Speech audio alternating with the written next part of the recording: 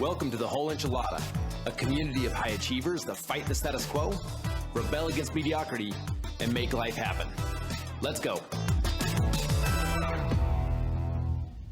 Hey, Enchilada Nation, excited for you to be here today. And this is a several-part series talking about how to increase the return on investment on your current investment portfolio.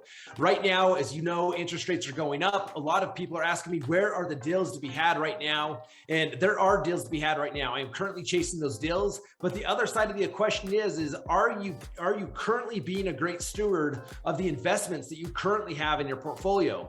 And this is a great time for you to sit back and look at and analyze, am I getting the most return that I can possibly get on the investment I already have in my portfolio?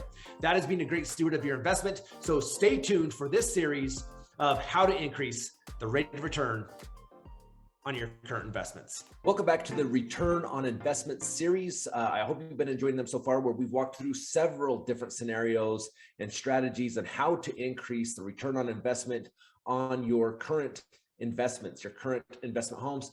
There's two things to look at here. Number one, this is designed in such a way to give you some ideas on how to strategically be a better steward of the assets in your investment portfolio as far as it relates to real estate and increasing that return on investment, but also taking this knowledge into the next acquisition. Because as you know, as a savvy investor, we should always be a great steward of the investments that we have put into our portfolio. And at the same time, we're always on the hunt for the next deal. So welcome back to Savvy Investor. I am Marcus Green, the Savvy Investor, ready to share with you another strategy, one that I think is either often overlooked or one that is abused. And it seems like we kind of fall on both sides of the scenario. And I'm going to give some unique perspective on how to use refinancing in such a way to affect your return on investment and making sure that you're affecting it in such a way that's in alignment with your long-term investment strategy. This is true for all of the strategies that we've been talking about over the last several parts of the series.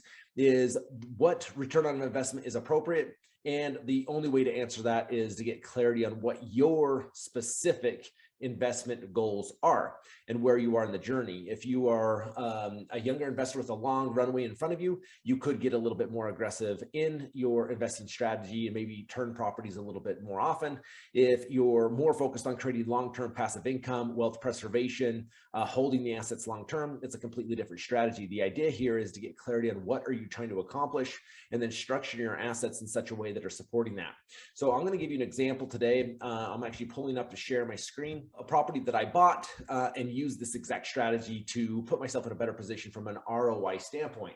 Now, this was a 4-bedroom rental property that I bought in Arizona several years ago. I actually bought it right at the crash, which a lot of you maybe didn't buy right in the valley of the crash, but even if you bought over the last several years, you've built some equity in the home and the same strategy can be applied. So this home, I originally bought for about $100,000 and put $35,000 into the renovation. And ultimately, by the time I was done, ready to rent this property, I was only $36,000 out of pocket, which is an incredible deal. This is not an argument of saying you can or cannot find these types of deals anymore. The strategy is the same, which I'm going to show you how I use that property today. That the current value of that property today is $355,000.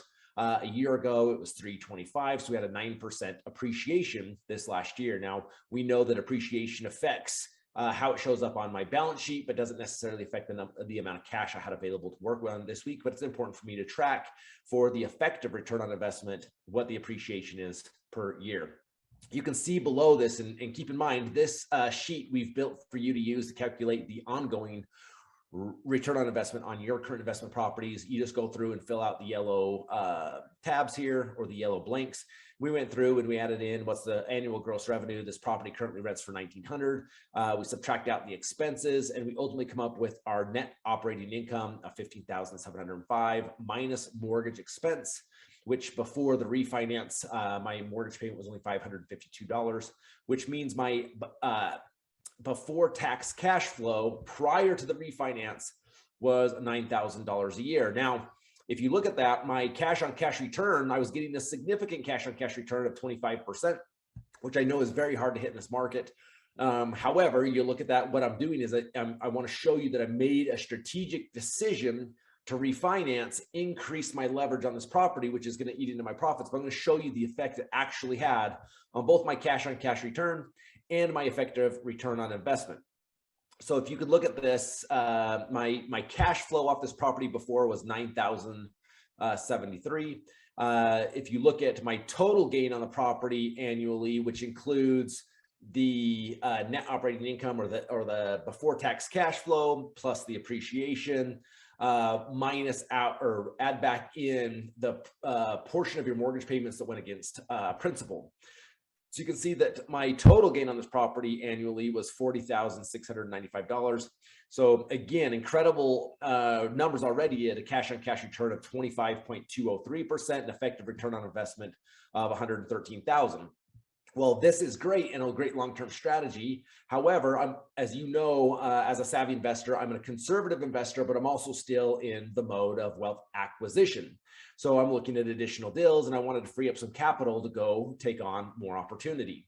So in this scenario, we'll come back to this tab in a second, but I rebuilt this based on the refinance that I did. Now, a lot of times, as you know, as a savvy investor, I talk a lot about doing a 70% loan to value ratio, not over leveraging your property. Now, I could have taken more cash out of this pocket, but because I'm also in that long-term game plan, this is a property that I plan to keep in my portfolio for a long time. I didn't do a 70% loan to value. I didn't take more cash out than I needed to do. I still wanted to be conservative in this property to be able to sit and say, okay, I can sleep at night in the event, since I'm holding this long term, that we will go through a couple other ups and downs in the marketplace. So I refinanced this property at $195,000, paying off about, I think if I remember right, we paid off about an $85,000 remaining balance on the previous note. Now, notice what this did here is my cash outlay now is actually zero. I put in a 1 here so the calculations in the spreadsheet worked correctly, but ultimately now I have zero cash into this property. Property value stayed the same. This didn't affect the value of the property. It's currently worth $355,000. I now have a mortgage of $195,000. Rent stayed the same, but you can see that it affects my before tax cash flow, and it actually goes down because my mortgage payments are now higher because I've leveraged more money. Now, keep in mind, the $100,000, additional $100,000 that I took out, this did not go buy a new Tesla or a new boat. That $100,000 went to work in a few other properties, and that $100,000 is making me about a 9% cash on cash return right now somewhere else, as opposed to what it was doing inside this property. As equity, it wasn't cash that I had put out, so I wasn't making a cash on cash return on it. I was increasing appreciation, but now that I've taken that money out, I've been able to put it to work and get about a 9% cash on cash return plus the appreciation of the assets it bought. So here we decreased my before tax cash flow by about $4,000. But here's where it gets interesting: is my cash on cash return is really at this point infinite, because I'm $0 in. Every dollar that I get back is 100% a return because I have no cash basis into the property. My appreciation is the same. And then here it also changes that my mortgage payment, I'm paying more down on principal because I have a higher mortgage payment. But you can see my total gain on the property now, even after taking out an additional $100,000 on the property, is $37,561, as opposed to the effect I was having on my overall wealth per year off this property at $40,000 before the refinance. It's only about a $4,000 difference, but now I've got an additional $100,000 out to work. So this is a great strategy. You can look here, my effective return on investment also really at this point is infinite because I have zero cash into the property. It's still a good cash flow for me. And we're not getting into it on this video because all of you are very aware still that even though I'm showing a positive cash flow, this is before putting together the P&L and the balance sheet at the end of the year for taxes, which then I can take advantage of depreciation, writing off business expenses and things like that, which offset my other income.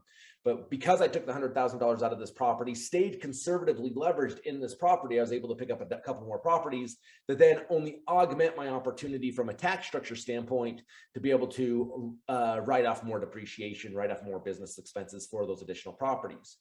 So if you look at this, even though my overall gain on this property decreased by $4,000, because that $100,000 was used for another investment that was making an 8% or a 9%, nearly a 9% cash on cash return, plus the appreciation on those assets, that strategic move actually moved my net worth statement forward significantly across multiple properties instead of being overly conservative on the one. Now, one thing to consider here, and I've said it before, but I want to make sure you understand that as a savvy investor, I believe in being conservative in this approach, as our market is really hot right now, and a lot of markets across the country are hot. Things are appreciating at a very fast pace. You probably have the ability to leverage a significant portion of the equity you have in your home. Do not go down that path until you have clarity on what it is you're trying to accomplish, and then really assessing your risk level. In the event that you over leverage a property, I say over leverage in my opinion, but if you leverage at a higher loan to value ratio of the property to take advantage of getting that cash to work, know that in the event that the market shifts, there is a chance that the market value will decrease lower than what your cost basis is in the property. So something to keep in mind. Again, assess your long-term goals, also assess your risk, but this is a great strategy to look at. I encourage you to take the time annually to do this. You can see at the top of the sheet here, I put in 12/31/21, the last day of 2021, which is a few weeks ago. And I do this annually for every property where I say, okay, what was I doing from a return on investment last year? What am I doing this year? How have my rents adjusted? What have my appreciation adjusted? Of my current mortgage payment that I'm paying, how much more is going to principal than the year before? As you know, that adjusts over time. And this way, we're being a great steward of our money, understanding return on investment.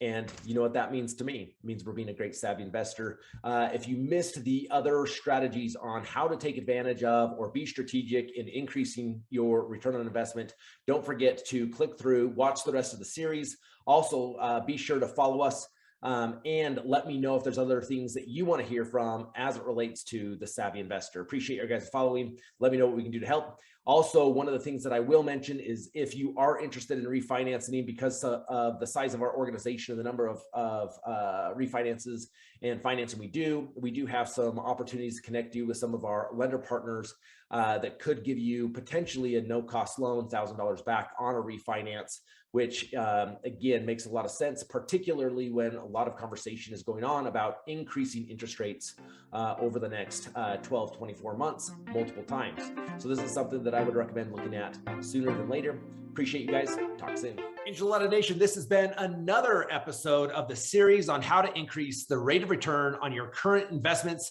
I'm hoping you took great notes. Be sure, if you want to watch the video, to go to thewholeenchilada.biz. You'll be able to see the video there for any of the screen shares that I did during the conversation.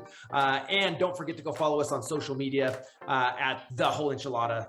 And we're thankful that you're here, and go live life on your terms.